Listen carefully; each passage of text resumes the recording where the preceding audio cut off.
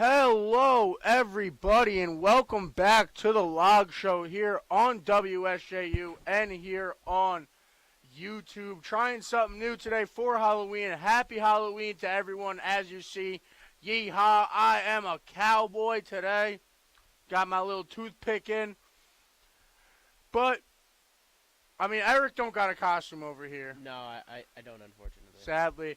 No. For anybody tuning in on YouTube, let me know how the audio sounds. Trying something new with the mics here, borrowing something from our friends over at the sports station over here to try to get the sound quality better for you guys here over on YouTube. Try to get something that sounds better, looks better all the time. Always trying to improve here, especially now that I have someone who, is hopefully slowly becoming a co-host here. And Eric, welcome back. I love this. This is great. This is so much fun. I'm very much enjoying this so far, Logan. I appreciate you for letting me stay on for so long. Of course.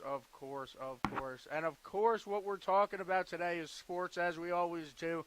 So much happened in the past couple days. It's only been 2 days since we last spoke with everyone here, since I last spoke with you, Eric.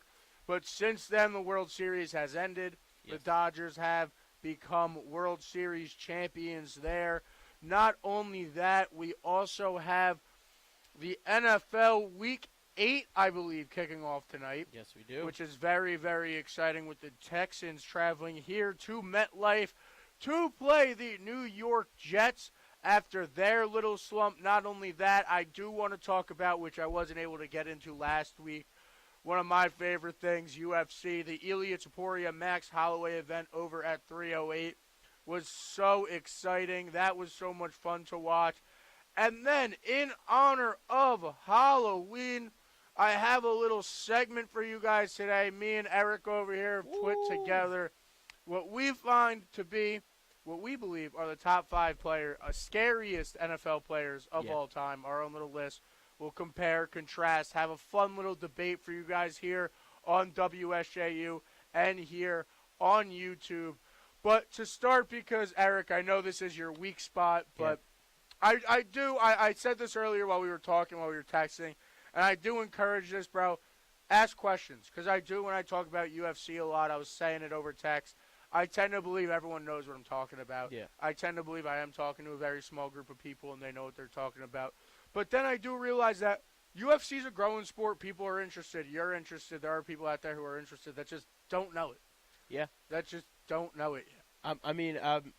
I love sports, and I think the more I'm just very excited to learn. I've never even been into WWE, which is a sport still, but a different kind of sports entertainment. But physical, boxing, I'm really not that deep into. I know a lot of people are. UFC, I'm not that deep into. I know a lot of people are, but I'm always excited to learn. So I kind of broke it down a little bit last week, but if you remember some of the things I said going into it when you were on with Frank and Ryan too. Going into this weekend, this one was exciting. This kid, Ilya Taporia, now 16-0, fighting in the featherweight division, one that was made famous by the Conor McGregor when he came up in that division. And honestly, Ilya gets a lot of comparisons to Conor McGregor a lot, and it's very exciting there. Just with the way he fights, it's very technical. It's very stand-up oriented. He's not a big wrestler. He's not one of those guys. And he's someone who's got big hands, and he has fast hands. That's the big thing. It's not like this, and yes, his hands are hard, obviously. To be knocking out the people he's knocking out, which we'll get into in a little bit, his hands are hard. But his hands are so fast, and it's so ridiculous. And you saw this in this fight against Max Holloway, where in the first round, they really did sit there and feel each other out. And in the second round, you saw you saw both of them because they're both very good strikers. Max Holloway, a dude who's so legendary. I recommend if you do want to get into UFC, he's one of the first dudes you look up because I talked about this last Thursday going into the fight with you guys. There's one fight that everyone remembers, and it's Max Holloway. He's fighting this guy Calvin Kattar. It's in COVID times, yada yada. And he starts boxing him, bro. And he starts tapping him, right? And he's tapping him the whole fight. Literally, through the first 3 rounds, this guy Calvin Kattar is literally just getting his butt kicked. Like it's just one of those performances. Um, and because it's COVID, they could hear everything. So the Yeah. announcers are going off about Max Holloway, what a performance, this and that. And he looks at the announcers, bro, as he's boxing, and he goes, "I'm the best boxer in the UFC." That's aura. Right? That's so much aura. Wait. Not only just doing that, right? Not only talking to the, as he does it, he's weaving the other dude's punches. Like he's not even looking at the dude, and he's dodging him, screaming at the announcers that he's the best boxer. So Max Holloway, obviously a legend in the game. And then going into this fight, what was so big was Ilya, this dude who had just the same fast hands, does these amazing things.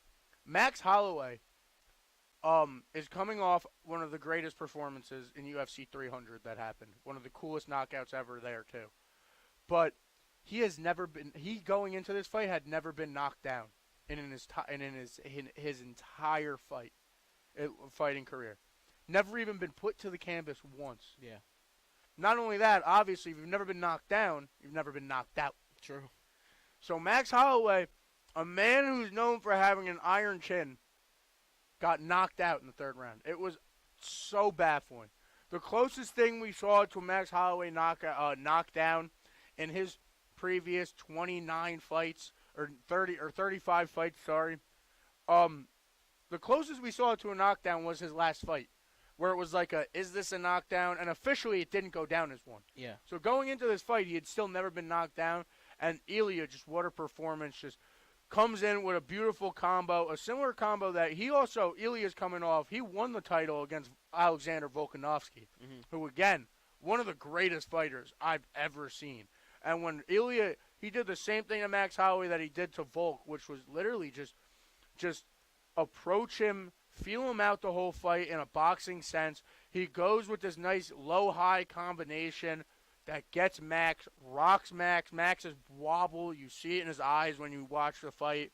You see it in his eyes. He's wobbled. He's falling back.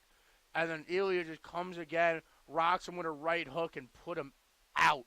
And, I mean, as a UFC guy, man, I'll be honest, bro. Like, that puts you on the mat. Like, that was Ilya beating Volk was something. This is one of those fights where it's like, oh, you one of the guys now. Mm-hmm. You're not just a champion. You're not this one and done champion. Yeah. You just beat You just knocked out Alexander Volkanovski and Max Holloway in back-to-back fights. Like, you're arguably a top 3 fighter in the world right now. Some statements, yeah. It's crazy. And then I saw you trying to catch up on it before. Khamzat Chimaev versus Robert Whittaker. That was the co-main event. Khamzat 14-0, stays undefeated. Man, bro, I can't get over these dudes from I can't remember from Dagestan, man. I mean, he does not represent Dagestan, but he's that same type of fighter where, like, he's just so tough, bro, and he just out-muscles you so much. Like, in his past 2 fights, he broke Robert Whittaker's jaw. That was disgusting to look at. Which the pictures after are absolutely disgusting to look at. And then not only did he break Robert Whittaker's jaw, the fight before that when he fought, it wasn't Kamaru Usman. When he fought, he fought Kevin Holland. He fought someone else that I'm blanking on, where he, like, snapped their arm in half. Yeah. Maybe it was it was the Kevin Holland fight. It was the Kevin Holland fight. He wins by submission in the first round. He snaps his arm in half, bro. Like, this man is just so tough every time he gets into the octagon. It's scary. He gets a title shot. He's gonna go against DDP. I don't know. I'm not a big fan of either of them. I think DDP's really cocky. Khamzat's a big cocky guy too. So I don't really know who I choose in that fight, but it'd be a good one nonetheless. It'll be exciting to see when that happens. Really to break it down how that really goes, in the sense of just I mean, it's 15-0. It's similar to Ilya, just a young guy just comes in the UFC and just he's been absolutely dominant since the beginning. One What were you about to say? I'm just saying, like, it's very interesting you say Ilya's, not a guy that wants to take you down. And my guess is that Hamzat is, like, the complete opposite. Yeah. Because you look at time of control, Hamzat had 3 minutes and 20 Oh, yeah, seconds of yeah. control over Robert Whitaker. And in that entire Ilya Taporia Max Holloway fight, there was 45 seconds, and it was all Ilya. So Yeah, it was. I'm assuming that those two have completely different types. And if like, I fight remember styles. correctly, those 45 seconds are technically when Holloway was fighting for his life, getting knocked out. But I could be wrong there. But yeah, no, they are definitely.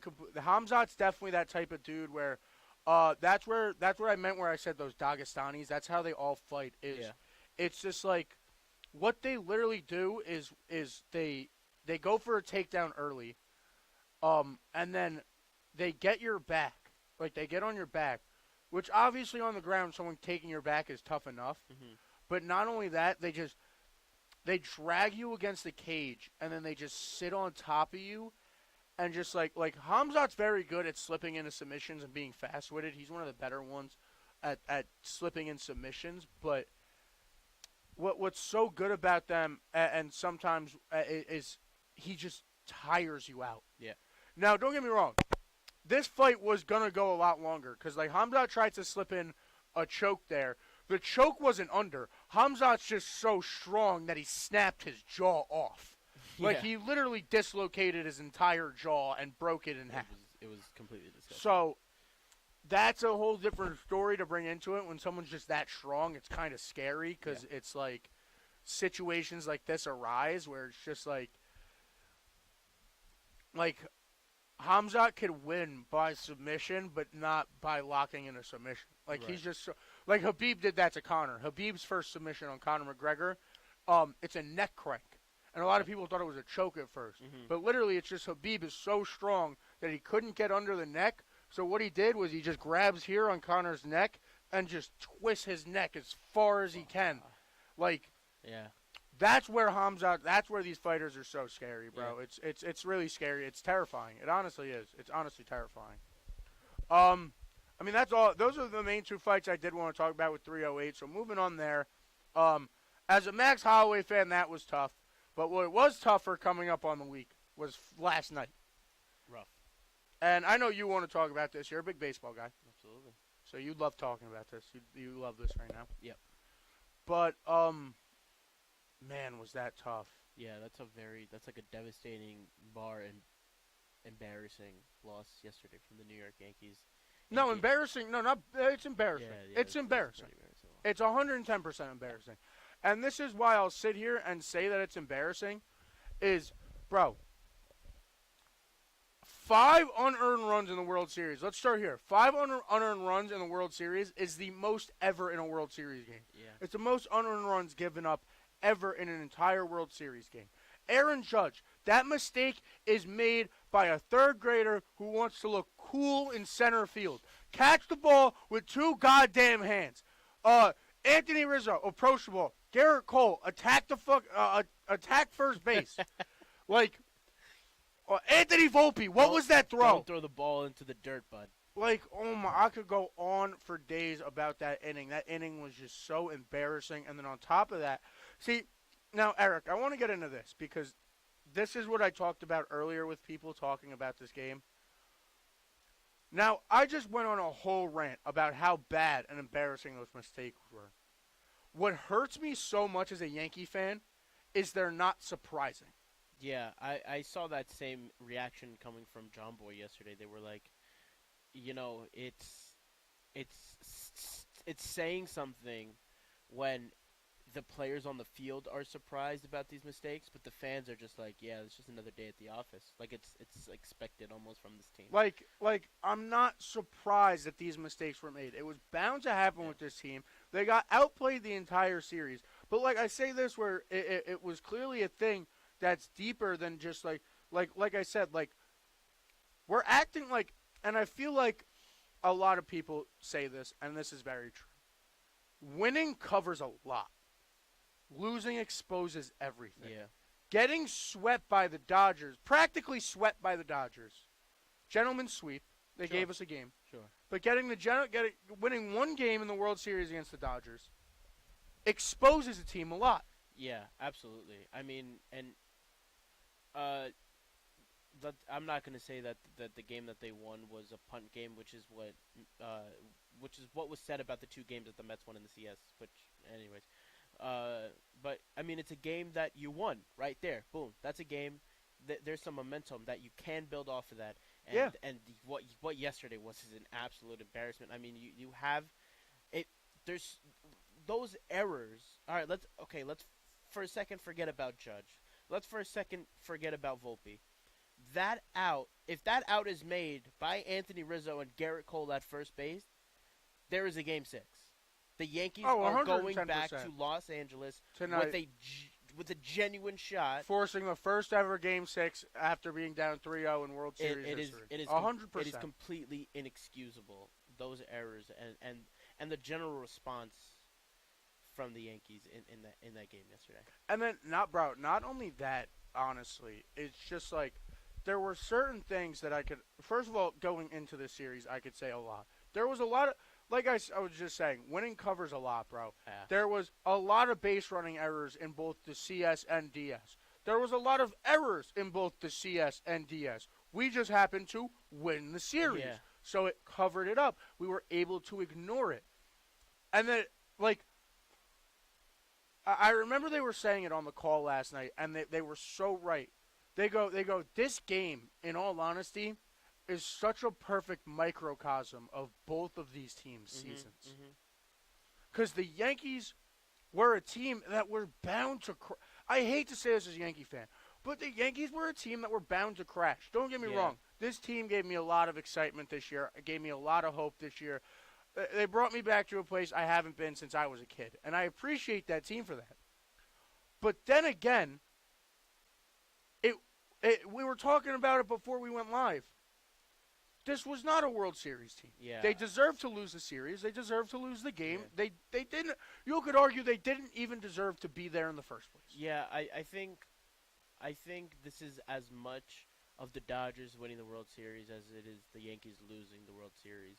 I do think that the Dodgers were the better team, but I also think that the Yankees made some inexplicable managerial errors, playing errors that genuinely got them to lose the series. I mean, just look at Game 1. Garrett Cole should not have come out after 88 pitches. You look at And then you leave him in for 105 last night? you look at the pitching performance from Clark Schmidt Game 3, which was poor. He was very poor, which is again not a managerial error, just like Pitching a player. last night, too. It was terrible. Not to say that Dave Roberts is the greatest manager of all time, but he also has a team that can win the World Series with most managers currently managing in baseball. I mean, that roster is extremely well constructed, and I don't even want to talk about what would happen if they had all of their starting pitchers. But they are a good team. And, bro, what really sucks to think about is you have to at one point, you have to start thinking about the future of this Yankee team. Soto's gone. Verdugo's contract gone. Glaber's gone. Cole can opt out. I doubt he will, but he can. I don't think It's a possibility, though. Cole could leave. he could. It's possible. Jazz is a free agent. As of right now for the Yankees, because realistically, this is no offense to Anthony Rizzo. You can't go back to Anthony Rizzo next year. As of right now, as the Yankees, the only position you have set in your infield right now is your shortstop. And you could argue that they want to make a change there. Yeah. Now, personally, sorry to cut you off. No, you're good. But, like, personally, I think Volpe, I think you give him one more year. Because he's had 2, I'd say, subpar years. I was talking to someone earlier today who was calling them bad years. I'd call them subpar, like mediocre. Very average years. I think him still drawing the comparisons to Jeter is ridiculous. But, yeah, like I said, you have Volpe. But right now you have no first baseman, you have no second baseman, you have no third baseman. Yeah. And it's going to be a very interesting offseason for both the New York teams. I mean, will Juan Soto A stay at the Yankees? B, will he stay in New York, go to the Mets?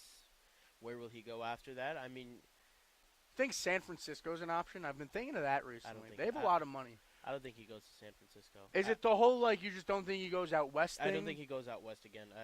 Because I know he said he doesn't want to go out west. I don't think he again. goes out west. I think he stays in the east and more probably in New York. So Juan Soto free agent, Glaber's a free agent, Verdugo's a free agent, Clay Holmes a free agent, Tommy Canley free agent, Tim Hill free agent, John Birdie, Loizaga is alive and a free agent, Rizzo, Weaver, Trevino. These are all free agents for the Yankees, and they still have a good amount of the roster that was here this year, coming back next year. But it's just a point of, do you really want the same roster if they couldn't really perform at the highest stage, if the lights were too bright? And also, if we're being honest, the roster that's coming back isn't the major people outside of Judge and Stanton. But, like, first of all, as much as I appreciate Stanton for his playoff performance, I appreciate Stanton for what he's been able to do. Stanton's a hitter. That's all he is. Stanton can't play the field. Or run. So there's only so much impact Stanton has. Yeah. Stanton can only hit singles, and he can only hit home runs. Because, like you said, he also can't run. So he's not running a triple out anytime soon. No. And it's also what Stanton, like what he did this postseason was amazing, but his regular season numbers are usually pretty bad. He's usually hitting close to 220, 230. I'm going to confirm. And, bro, it really sucks. Like, Judge in the playoffs this year obviously was a disappointment, but, like, not only just, like, Judge in the playoffs this year being a disappointment, but, like, what I do feel bad for about Judge is if you just make that play, you're like, everyone's like, oh, my God, Judge is alive. Yeah. He had that incredible play in center field. Where, like, you know what I mean? I know people who rip on him for being unathletic. That was an athletic play in center field. You know what I mean? Yeah. And then you have that home run in the first. If you just make the catch. Yeah. I mean, yeah. And it gets to a point where you think about this with Aaron Judge. Is when is it going to get to the point where the Yankee fans are tired of him? Are we at the point now, right, where next season on WFAN, here on my show, and like across New York, are we at a point where are we going to be hearing, Judge got 41 home runs at the All-Star break, but why does it matter? You know what I mean?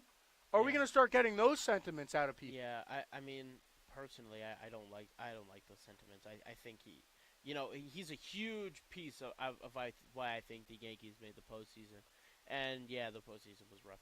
If next year they come back, Judge hits 65 home runs and the Yankees make the postseason, but he doesn't show up, then we're having a very uncomfortable conversation. Bro, I mean, this New York media. The New York media is insane. They don't care about anything but a championship. They don't. Yeah. Think about all the great players that have come through New York but haven't brought champion. David Wright. Nobody remembers David Wright. Oh, stop it.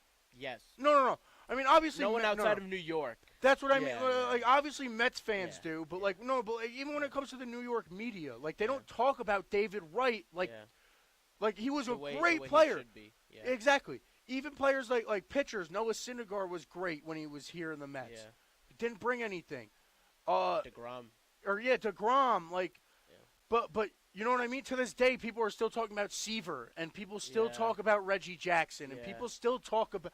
You know what I'm saying? Yeah. Like, and that's what sucks, and it hurts to say this about Judge, is it's going to get to a point where the New York media is going to be sitting there and going, all right, cool.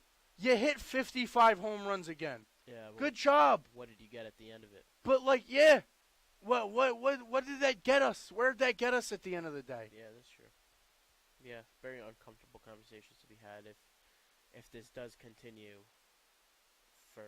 I think for next year, I think some uncomfortable. And I mean, these uncomfortable know. conversations are already happening, but I Yeah. agree. And I find the Soto situation so interesting because, like, I love Juan Soto. Here's the thing. As much as, like, I get Mets fans wanting Juan Soto, I don't think you guys really should have. I don't think you guys should get Juan Soto. Wow. Why? Why not? Because, one, I feel like you guys have a deep right field, and Juan Soto isn't an amazing fielder. So I feel like he could be exposed in Citi Field. Two, I feel like you guys have a good enough team where I would, if I'm the Mets, focus on spending money on getting my key pieces back more than getting Juan Soto in. I think. If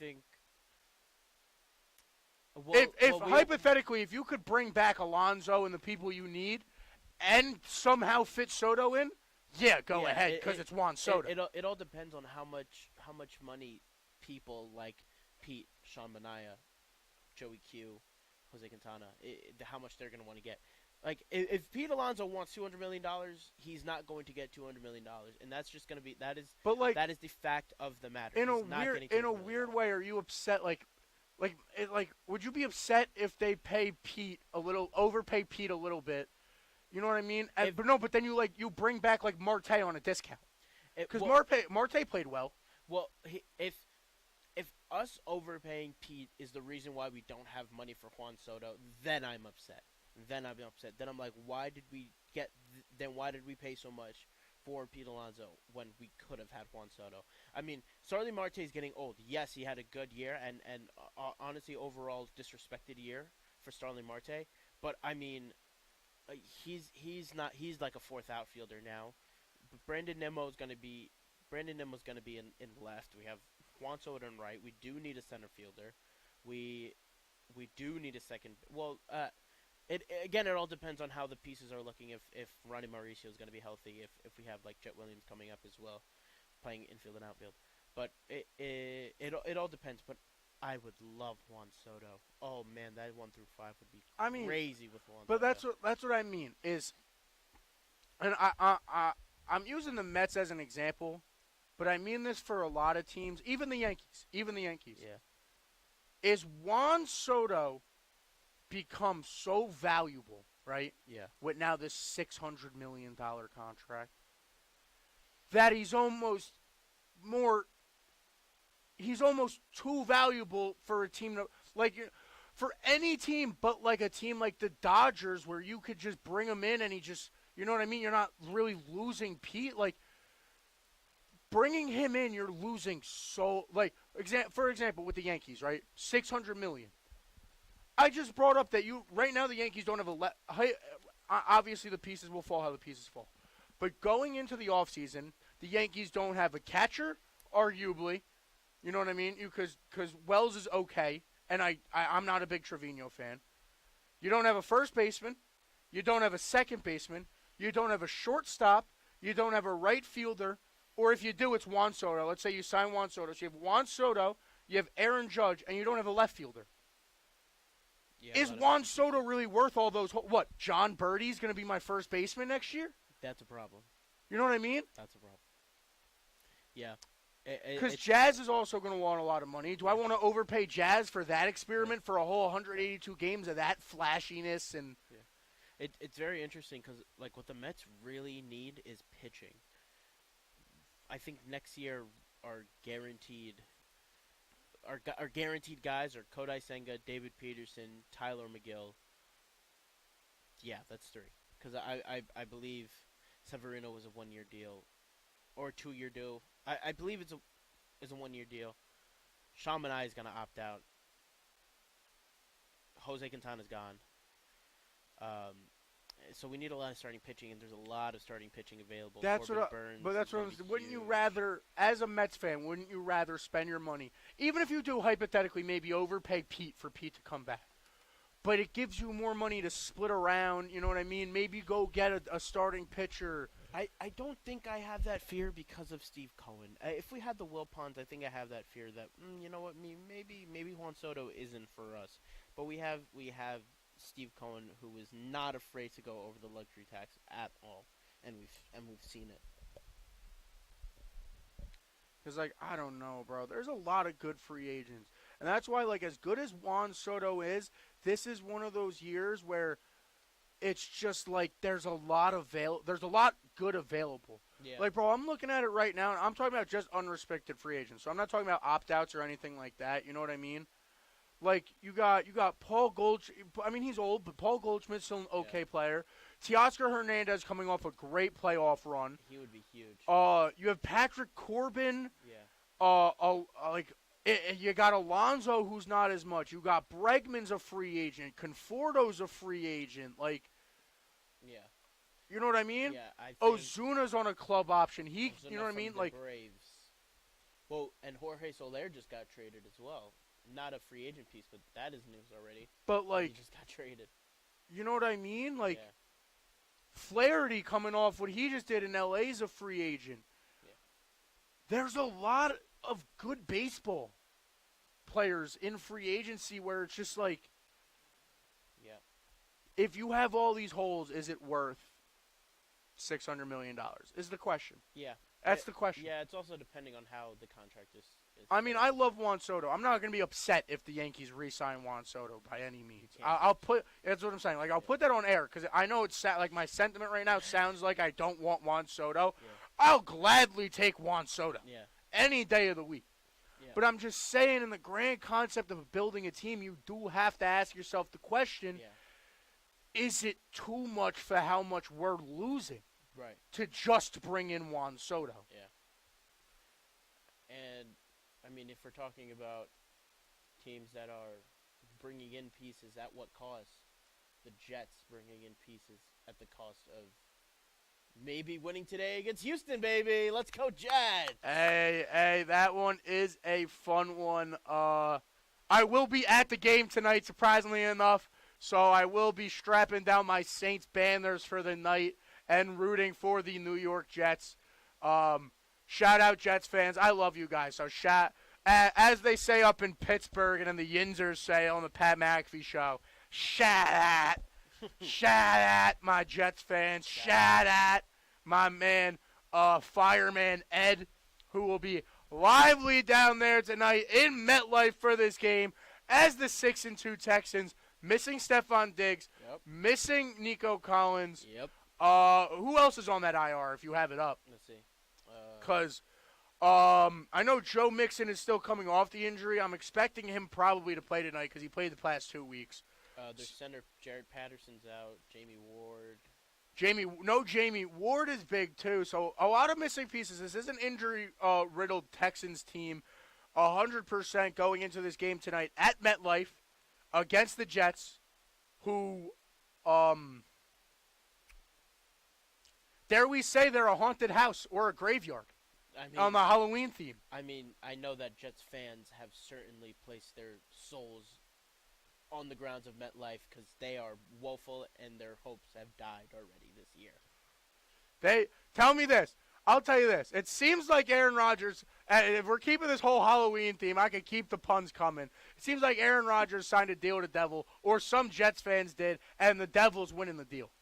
To put it down lightly. Because, oh my God, everything happened. It's crazy to think, man. Everything happened in the Jets' order, right? They got Devontae Adams. They got their piece. They got Aaron Rodgers. They had their piece. Hassan Reddick signed the had deal. Their piece. And you're 2-6. Yeah. Aaron Rodgers is arguably having the worst year of his career. Yeah. You're not running the ball enough when you have one of the best young running backs in the league. Actually, 2 of the best young running backs in the league. I'm a big Braylon Allen fan, too. Yeah. Your receiving core is let me read this out loud to you. Devontae Adams, Garrett Wilson, Mike Williams. Who else am I missing? Obviously, Breece Hall's great out of the backfield. Alan Lazard. Doesn't sound too bad. Sounds actually pretty good, actually, that receiving core there.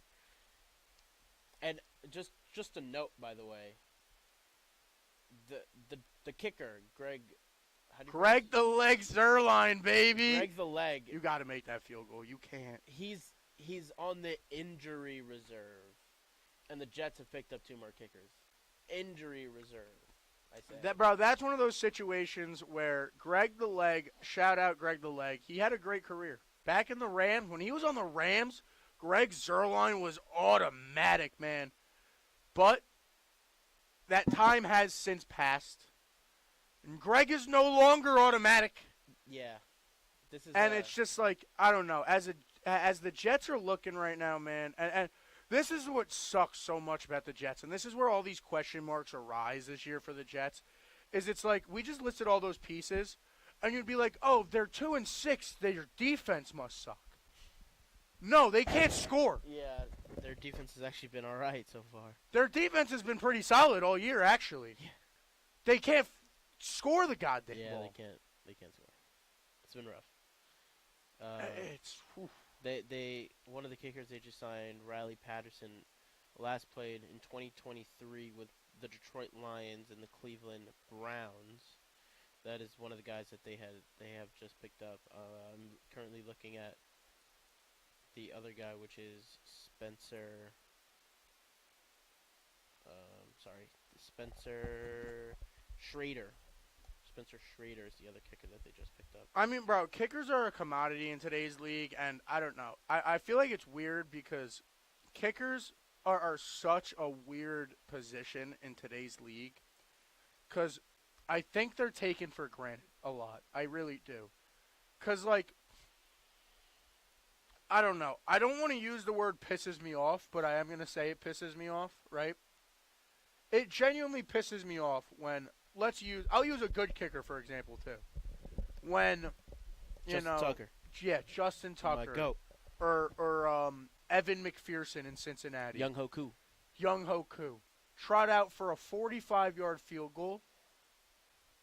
And everyone expects it to go in. Like, a 45-yard field goal is easy. Yeah. Like that's where I think we are in a weird spot in a league. Is like, don't get me wrong, that Greg the leg kick, it was what? I think it was a 29-yard field goal he missed. Like, yeah, it wasn't that far. That one was one you have to make no matter who you are as an NFL kicker. But like, I do think that kickers are very much taken for granted in today's league because of how far field goals are hit from. Like, not all field goals are automatic, so. You know what I mean? If the Jets found one of these kids and they could hit from 35 yards consistently, take that. Yeah. Don't not take it because it's like, oh, my God, he can't hit from 47. So, Riley Patterson, his career long seems to be 53 yards when he was on the Jacksonville Jaguars in 2022. And Spencer Schrader has never kicked a NFL kick. A field goal. He has 3 extra points this year with the Indianapolis Colts. So, yeah, I don't know. You'll see. It's interesting. Yeah. It's definitely interesting what they got going there. I mean, the Jets go in tonight the favorites, which is crazy to say. They're 2.5-point favorites, right? Or 1.5 now? It was 1.5. I believe it is now 2.5.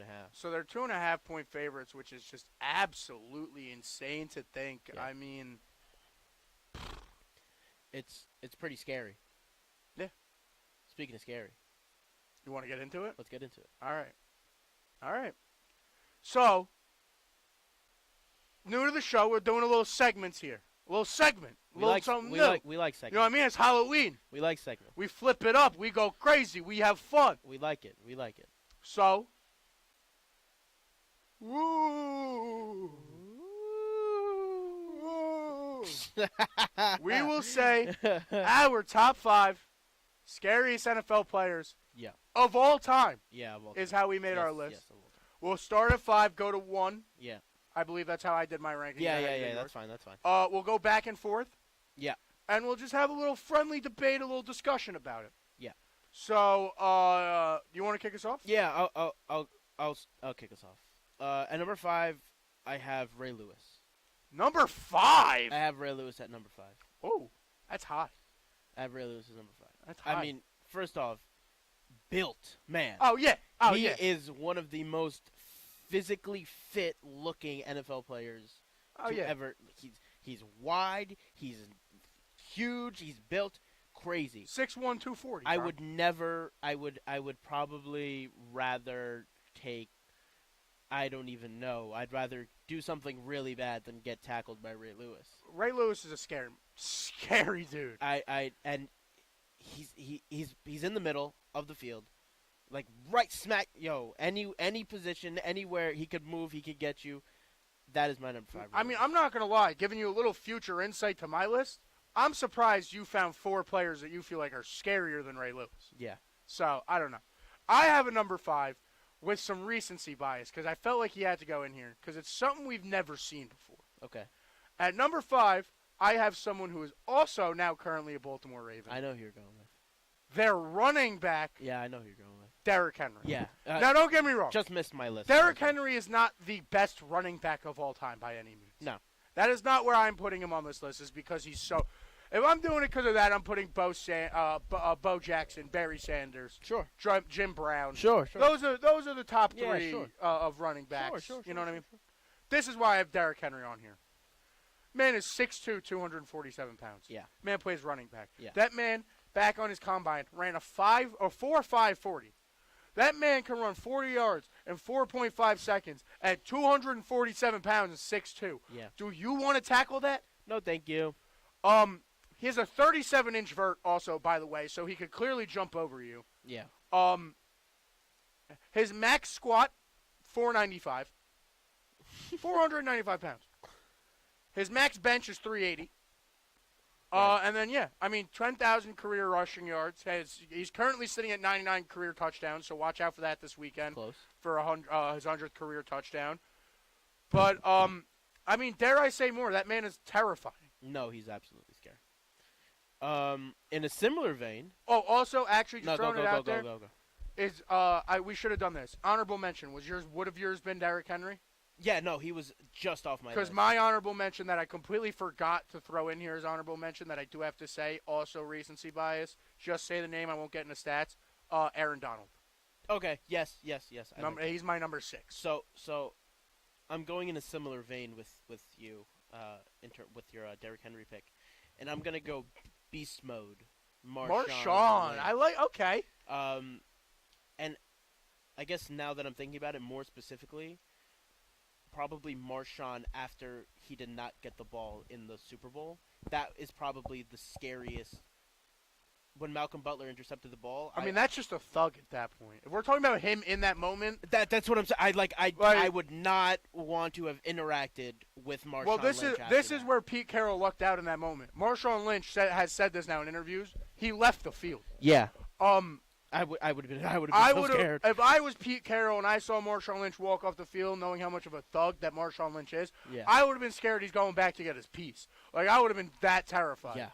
But that is also just, I mean, a bit shorter than Derrick Henry at 5'11", 215, but he's a munchkin of power. But you're gonna say you're gonna take a hit from Ray Lewis over him? I don't want to hit from either. Let the record show I do not want to get hit by either Ray Lewis or Montgomery. Because little do you know, both of them are actually back there. No! They're both here in Marillac Studios. No, thank you. No, thank you. All right, no, I do like that. Number 4 is interesting, though. No, definitely scary. I mean, as a Saints fan, I know. I mean, Beachquake happened against the Saints, so trust me. That is as a Saints fan, I know. Definitely terrifying. Yeah, that's nice. My number 4 is, so I will say this now. There is no longer an active player on my list. The rest of my list is all retired. Okay. Number 4 is one of my favorite players growing up, got me into the league. Okay. Safety for the Pittsburgh Steelers, Troy Polamalu. Oh, yeah. Terrified. Oh, now, so number 4 was in between 2 safeties for me. Okay. And you got a hint when we were talking a little bit before the show. It was in between him and Ed Reed. Okay, yeah. And Troy was just better at attacking the ball than Ed Reed was. Ed Reed was a little bit more of a coverage safety. Now, don't get me wrong. On a jump ball, Ed Reed was taking heads off. Yeah, no. Which is why it was so close. Because statistically, it's clearly Troy Polamalu is scarier. Yeah. But what you don't see in the stats are the times, especially in the 2000s before these targeting rules, where you have a mixtape of Ed Reed. Just people going up for the ball, and Ed Reed just coming into them like a heat-seeking missile. Yeah. Like he was going to destroy Al-Qaeda. Like, that's how hard he was hitting these guys. So, it was very close, but 2 things ringed in my head when picking Troy Polamalu over him. One story, I don't know if you've heard this, the Pat McAfee story, where he talks about Troy, he calls him Polamalu. Yeah. And there's a fake field goal. That as a Pat McAfee thing rung in my head. And then also the big one was I don't know, I think it's 5 times that Troy Polamalu timed a snap count perfectly and jumped over the line which is so for impressive. a sack. So impressive. How do you game plan against that? So impressive. How do you game that plan is against hours in the film room, and also just knowledge of football. It is It's absolutely insane. Not to mention, I mean, 12 career sacks as a safety, 2 Super Bowls, has a depoy, 577 tackles, 55 TFLs as a safety, just like countless oh my Head God. and Shoulders. Beautiful hair. The Head and Shoulders. we were going. Head and Shoulders. We were on the same We're man. on the same. We're on the same wavelength here. Yeah, but that's my number 4. Who you got at 3? At 3, I have whatever was in the water in Los Angeles on Monday, November 19th, 2018, when the Rams Is that faced the the Chiefs game? Yep, that is the Chiefs game where I mean, that's not a player, but I'll take it. Where Pat Mahomes throws 476 yards with 6 touchdowns, and Jared Goff throws for 413 and 4 touchdowns. I mean, What was the final score? 56 to 54 to 51. I mean, what was going on that game? Probably the greatest game to watch, as a fan, just because of the pure offense. I know that the DCs were going absolutely crazy in the film. In my opinion, it's the second greatest football game offensively. It's the greatest football game I've watched offensively ever. It's the second greatest football game I've ever watched, outside of Chiefs Buffalo in the playoffs. Oh, that game was sick. But that game was awesome. The OT. Oh, that game was 13 sick. seconds with Pat Mahomes. That game was fantastic. Oh but I mean, every drive, every series was like hell for those defenders on both sides. What I got at number 3, and I think it's funny that we both chose number 3 as like a little bit of a wild card here. What I got at number 3 is a throwback. Okay. Way back there. Played at a similar time as one of the GOATs. Okay. D-end for the Los Angeles Rams, Jack Youngblood. Have you heard of this man? I saw him on some lists, but Jack Youngblood, educate me. This man was the definition of football player. Okay. I used to draft him all the time in my Madden fantasy draft back when they had the legends. Okay. He was nasty, bro. 151 career sacks. Now, he did play in the 80s before they counted tackles, so I could not find how many tackles he had. Okay. But here's the biggest thing. Yep. Right? You remember when everyone talked about T.O. when he played like 10 plays in the Super Bowl on a broken leg? Yeah. This man played every snap of Super Bowl XIV with a broken fibia in his left leg. Played every defensive snap had 2 sacks. Yeah, that's football. That's football. That's scary. That's football. That's scary. Yeah, that's football. That's scary. Yeah, that's nuts. Okay. That's who I put at number 3. Okay. My man, Jack Youngblood, baby. I like that. Number 2, I went for Calvin Johnson, specifically on the 08 Lions. So we're talking about the 0-16 Megatron. I'm talking about the 0-16 Megatron. We're talking about the Megatron that watched Dan Orlovsky run out of the back of the end zone. What a guy. Actually, like to a T, that Megatron that day. I'm talking about 2008 Calvin Johnson, where the team went 0-16, but he had over 1,300 yards, 12 TDs, 17.1 yards per reception, 52 first downs. Hey, I mean, Megatron was scary, man. I mean, I could say Megatron for his whole career, but being 0-16, like you're thinking, oh, nah, this team must be trash. And then imagine being that one corner that's got to go against Calvin Johnson, and then they still lose. Like he must have been completely pissed off that season, but no, yeah. That's bro, it was hard for me to put a lot of offensive players on this list. At number 2, I did have a tie, so I technically had 6 players. I did kind of cheat. Okay, that's fine. Number 2, I had a tie, but one of them we already talked about was Ray Lewis. Okay. So we'll skip over him. We already got into it. Obviously, everyone knows Ray Lewis terrifying. Yeah. All I'll say about Ray Lewis that I didn't want to say when you were talking about him is, at that time in the game, obviously the rules were changing, but if you played the Ravens from 2000 to 2008, you actually did not run a slant play because your receiver couldn't survive. Yeah, it would be over. Because not only that, what you have to remember is shout out to Ray Lewis, but this is why I understand you could knock him down to maybe 5. Yeah. There was a point where not only were you running into Ray Lewis, if you ran the slant the other way, it was Terrell Suggs. Yeah. Like, that was not fair. But the other person I had tied it to, and I didn't think I needed stats for this, so I didn't look into stats. Okay. Bo Jackson. Oh, absolutely. Bo Jackson. Oh, absolutely. Bo Jackson. I think Bo Jackson. He's Bo Jackson. The American baseball outfielder? Terrifying in baseball. That man ran up a wall on for the Kansas City Chiefs. He literally did what you do in cartoons. Yeah. And then on the Raiders, just absolutely just ran around everyone. Obviously, people know about the Techno Bowl meme. Yeah. Where you can actually just run around the field with him until the game runs out. Yeah. Arguably, it's just one of those things. It's like if we weren't talking about real life players and we were talking about just characters and fun, like it's one of those things where he in real life is like how Michael Vick is in Madden. It was just. It was honestly lucky to the human race that Bo Jackson got injured because he would have just broken everything, and I think honestly it would have just been better than anything we've ever seen ever. Yeah. So Bo Jackson's number 2, and then number 1. On the Bo Jackson note, just shout out to Boldy James and the Alchemist album, Bo Jackson. Take a listen. Sure. Anyways, at number and also shout out Tribe Called Quest. Bo knows this, Bo knows that, Bo don't know Jack. Yeah. Damn. Can I please get a drum roll on number this 1? Please. I have post CTE Antonio Brown. Okay, by definition of what I was taking scariest, not on my list at all. But like in definition of scariest, 100. What a pull! 110% scariest. I have post CTE Antonio Brown. That is a terrifying thing. On the field, scary for New England and Tampa as he literally just walked off the field against the Jets. Just left. And now also the things that he does on social media. Sharing it. Wait, hold on. Let's start at the beginning.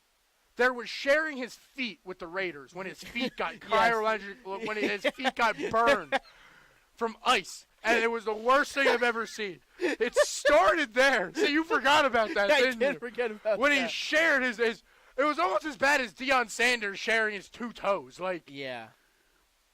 And then we go into that whole Raiders stint where he literally didn't he land on the field in a helicopter at one point during the Raiders too? I really don't even know. My God. I really don't even know. And then I didn't know CTE was contagious by touch, but he gave it to Chandler Jones. Chandler Jones' brother fights for a living and has less CTE than Chandler Jones. I forgot about that whole fiasco. Bro, I can't believe you brought up post-CTE Antonio Brown. I'm going... Bro, dude. It's scary, bro. When we say my number 1, he was terrifying on the field. Not as scary as a human being as post-CTE. Can I also say, though, that pre-CTE, Antonio Brown was also a really good football player? Can I just put that out there? Pre-CTE Antonio Brown was absolutely disgusting. No, but here's my question. Which Antonio Brown spear kicked the punter in the helmet? Yeah. Oh, I really don't know if that's pre or post. I'm going to be completely That's what I'm saying. So the question is, was Antonio Brown just always evil? It's just Antonio Brown, just in general, Antonio Brown is my scariest player in NFL history. Antonio Brown. Hashtag CTESPN. Hashtag blank of the day. I'm not going to repeat that on the airways. Shout out to Antonio Brown.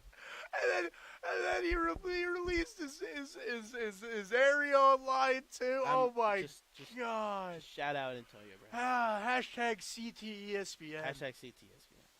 Oh my God! Hashtag blank of the day. That was such a good answer. Yeah. I mean, I don't even want to say my answer anymore.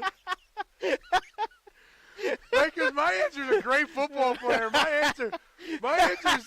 answer's absolutely terrifying on the field, but you just brought it to a whole new level of scary, bro. Hashtag CTSPN. Oh my God. I had, bro, my What list. you got? Yeah, what you got? Hold on. I wouldn't want to make a Halloween party comparison to you right now. Okay. I had peeled grapes in a bowl and called them eyeballs. You actually killed an animal and put it at your party. That's how different our lists were with number 1 right there. I mean, you could give me the drum roll if you want. Number 1, I had LT. I had Lawrence Oh Taylor. yeah. Which I mean, Oh, yeah. I thought was the easy answer. Yeah. Until you went into your thing, because obviously Yeah. Lawrence Taylor, over 1,000 career tackles, 132.5 career sacks, the greatest player of all time, the last defensive player to win MVP. Yeah. But I mean, a great human being, unlike the other man we said, who's scary Really both nice on and guy. off the field. LT's a really Because like nice you guy. said, there was a point when Antonio Brown was terrifying on the He field. was a really good football player. But then there was also a point where Antonio Brown was really scary off the field. It still is. Let's not. that hasn't if and or stopped. but. That Yeah. hasn't stopped. He's still kind of freaky. Oh, wow. Damn, that was one way to turn that list on its head, Eric. Oh, my God. And also just Whew. shout out to the refrigerator pair. He missed my list as well, but shout out to the fridge. Yeah. Shout out to the fridge. No, there's a lot of my list laid heavy defensively. There's a lot of offensive players, like you said, Megatron. Even honestly, even though you put him at number one as kind of a joke because everything off the field, Antonio Brown could make the list because of how dominant he was. So like, Also remember pre-show, I You was also know- saying Kadarius Toney. yeah. He's But, a scary looking guy. There's also obviously there's some quarterbacks that deserve to be on the list. Joe Yeah. Montana's Yeah. terrifying. Tom Brady's terrifying. Peyton Manning was scary. Like, you know what I mean? But we got a show to wrap up here. Yeah, we do, A unfortunately. lot of things are terrifying. You know what else is terrifying? Week 9 of the NFL season. Starting with tonight, the Jets have moved to 2-point favorites. You will be there. I will be there. I will be in MetLife. You will be. I will be in MetLife. Jet Life tonight. Oh, baby. It will be popping. Locking and poke it down. Can we make a deal, though, NFL? Can this be the last time the Jets or Giants are on goddamn Prime time? for the rest of the year? Okay. What is this? All right, but you know what? To be fair, at least it's on Thursdays, because who the hell is watching Thursday No, that's Night fair. Football That's on fair. Thursday night? I'm taking Houston tonight. Score? 24-10. I have the Jets. 27, Think the offense finally gets rolling? 27-24 on a game-winning field goal. Yo, shout out. I don't know. I the just Jets. got to say this. Hold on. This is crazy off topic. And we got 2 viewers on YouTube. Shout out. I don't know if this is one of them, Joe, my best friend. But I just got to throw it out there. I'm seeing Devontae Adams and Aaron Rodgers before you, and you're a Packer fan, and you never saw them. I mean, you saw Aaron Rodgers with me, and you never saw. I'm seeing I win. So screw you. I mean, he has the advantage. He's been to more NFL stadiums than me, but Okay. I got to rub that in his face real All right. quick. Yeah. No. Devontae Adams in a Jet jersey will be fun tonight. You will catch me dead in a Jets jersey tonight, one of the rare times, because I'm going with my friends that will catch me in a Jets jersey. Respect. For Halloween, I'm a cowboy, as you guys can't tell. Yeehaw! I will be the Jet Cowboy tonight. Yeehaw! So, yeah. Cowboys go into Atlanta. Who you got? Cowboys, 3-point underdogs. I love Kirk. We're speed running this. I love Kirko. Give me the Falcons. Yeah, give me Atlanta at home. I love Kirko. Broncos at Baltimore. Shout out Boverthrow Knicks, but it's got to be the Ravens. Broncos cover. They're 8-point underdogs. No, actually no. Give me the Ravens. Broncos cover. Miami goes into Buffalo as 6-point underdogs. Into Buffalo is gonna be tough. Give me the Buffalo. Give me Miami to win. Tua got the new haircut. Tua got the dyed hair. He's feeling himself. No guardian cap. Tua goes off in Buffalo. Give me the Dolphins. Okay. In that one. Okay. My New Orleans Saints New Orleans. go in to. This one might be game of the week. I'm definitely not being sarcastic. If you can't tell by my giant wink. Right. They travel into Carolina to play Bryce Young and the Carolina Panthers as 7-point favorites. Give me Bryce Young legs game. No, obviously give me the Saints. Give me the Saints. I believe Derek Carr comes back. I know no Shaheed for the rest of the season. But yeah, the Saints lose to the Panthers. If I go through 1 week of the Yankees losing the World Series, the Knicks not playing well, and then the Saints end it by losing to the Panthers, that we might not have a show. Okay, if What, you want a little friendly bet? if no, Because I'm not gonna reciprocate anything that's on the other side of this bet. I'm just gonna be honest. But I'm saying if Bryce Young wins a game, you should get an Alabama Crimson Tide tattoo. I don't know if I'd go that far. I don't know if I like. I mean, roll Tide, but I don't like the Tide. Roll Tide. Next game, Raiders go into Cincinnati as 7-point underdogs. Give me Cincinnati. Yeah, that offense has been rolling. Yeah. That defense sucks in Cincinnati. That defense sucks. But the offense has been rolling. Give me Joey Cool. Give me Joey Cool. Chargers travel into Cleveland. Chargers. Hey. Chargers. Hey, you counted out J-Bo last week. Chargers. I did. Ooh. Nah, yeah, I can't count out my boy. I can't count out my boy. Yeah, I can't count out my boy. Jameis. Yeah, nah, the 30-30 season's too iconic. 30-30 season's too iconic. Yeah, I don't know if I've ever said this to you on the show, bro. I'll never forget this when Jameis started for the Saints. This is how I describe the Jameis experience in one play. There was one play the Saints are down at the 5-yard line, right? Jameis takes the snap. Pressure comes from the left. Correct. Or from the right. He rolls out left. He's about to run out of bounds. I watch him right before he goes out of bounds. Plant his front foot, turn, throw it to the opposite corner of the end zone. Heave. Jump ball, caught it, touchdown. Dude. And I was like, what? Dude, that's the experience, though. That's the Jameis experience. Give me the Browns. Yeah, I'll always root for Jameis. Yeah, give me the Browns. Especially when he's quoting Eminem out there. Yo. Quoting Eminem He's out He's there. locked in. He's happy for this opportunity. Yo, I saw a clip, since we're on Jameis, before we speed run the rest of this, of apparently, you know the Eat the W day? Yeah. Where you eat the dubs? Yeah. Gerald McCoy came out on his podcast and was saying, he goes, it didn't stop there. He just didn't see it when the cameras were off. He goes, before we ran out, Jameis goes, yo, boys, this one of those games where you just whip it out and show him whose is bigger. Oh, shit. Yo, oh, snap. Oh, no. Oh, no. Yo, what the hell? Hey, bro. Bro, that's crazy. That's crazy. That's what like, imagine getting hyped for a football Yo, game and your that's quarterback crazy. says that. Gerald McCoy literally says it. He goes, bro, we all looked at each other like, what the hell? Yo, what do you how do you even why did you just respond? say that, bro? Yo, bro's got no song where he needs to be. Shout out Jameis. Colts go into Minnesota. Minnesota has lost back-to-back games. Will the Colts make it 3 straight? No. Not even with the benching? Not even with Joey Flack? Nope. Joe Flacco? Nope. Joe Flacco's going to get tired at the 5-yard line. All right, yeah, I agree. Give me the Vikings. Commanders, Giants. Manders. Yep.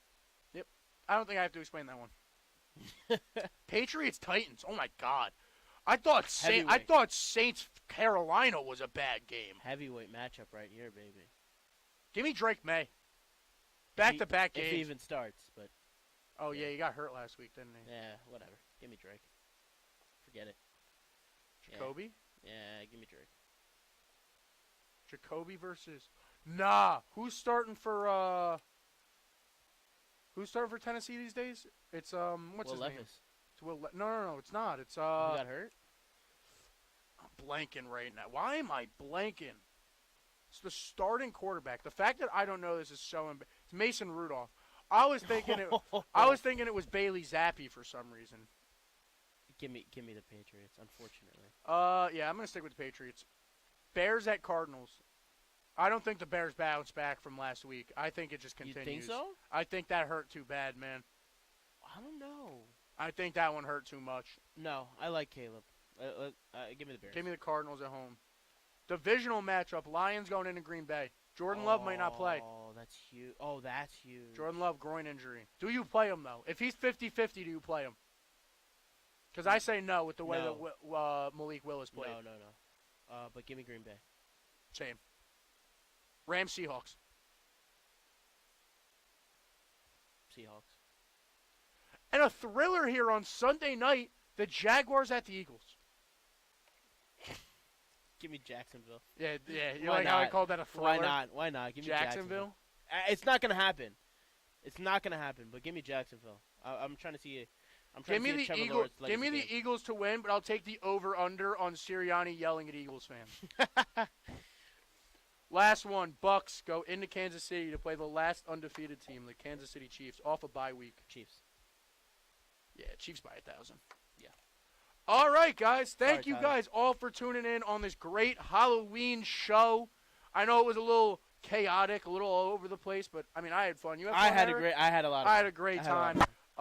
Shout out Antonio Brown, I guess. Shout out to CTESPN. Yeah, shout out everyone. Shout out everyone on WSJU for listening in. We almost didn't have the radio today. We almost got booted off for an interview. That's true. That got canceled, so y'all got blessed with the presence We're here. of the Log Show with We're here. Logan and Eric here. We're here. Not only that, you guys on YouTube.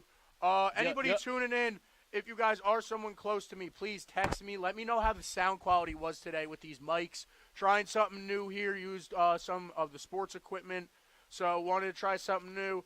Thank you guys all for tuning in today on WSJU, on YouTube. Everybody check me out on my socials. Check me out on YouTube if you guys are on WSJU. Facts. If not, well, you're losing out. I will see you guys all on Tuesday. Peace out. See ya.